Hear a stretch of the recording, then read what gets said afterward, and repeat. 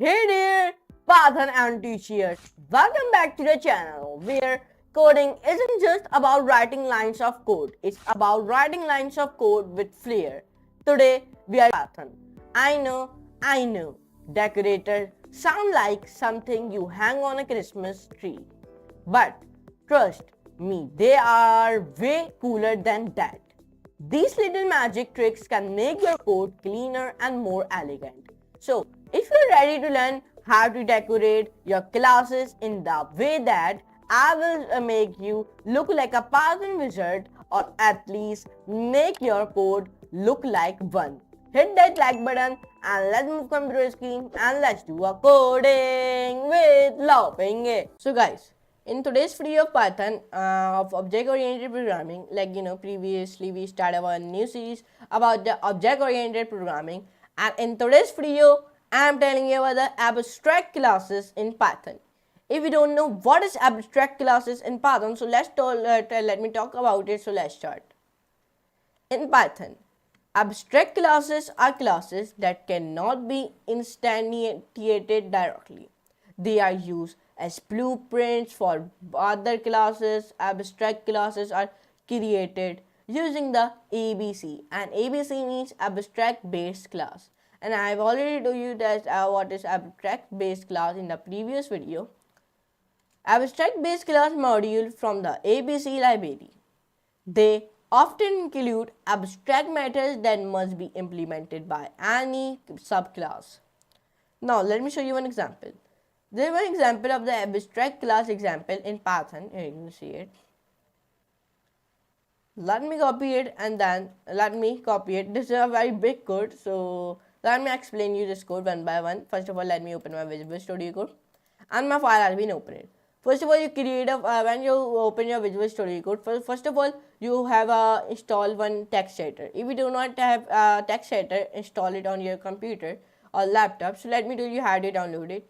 To download it, first of all, you open your Google Chrome, and when you open your Google Chrome, search here Google, and then search here the text editor which I am telling you. I'm very satisfied from Visual Studio Code because from the beginner to pro, this is very easy text editor. But on this text editor, you found one extensions and you found the error very fastly. Okay, that's why I'm using the Visual Studio Code. So to download it, you only want to do it Visual Studio Code download, and then it is available in favorite platforms. Okay, very favorite and very popular 3 platforms by the name of Mac, Linux and Windows. So if you are on Mac, download on Mac. If you are on Windows, download on Windows. Or if you are on Linux, to download on Linux. I am on Windows and I have already downloaded, so I did not download it another time. Okay, but anyways, let's open our Visual Studio Code. When I open my Visual Studio Code, so first of all, I create a one file. I click onto the file, then new file. And the shortcut is Control or Windows N. If you are the shortcut man, so use the shortcut key. Or if you are not only a simple guy, so use the only mouse. I am not using the shortcut. So right here your file name. So what is your file name? I am giving to my file like index.py. Yeah, or you give your file name like 186.py because there is one over 186 video of Python. I am giving to the 186.py. And where you save this file is your own choice, on like this PC or in documents or in Windows or music or videos, C, D, E, F, G. So I am saving my file in my documents because from the starting of the series I am already saving my file in my documents. Okay, create file. So my file has been made it very successfully. Yes, to confirm that our file has been made it, to do this, here the Python logo will become. So that means your file has been built it. And you are thinking why I am writing .py at the end. From the starting, I've already told you that the .py is one extension to make the Python file. Okay, if you do not write .py, so your Python file will be not built. Cross. Now erase. Now what we can do here when we do this, so here we write this type of one code, copy paste.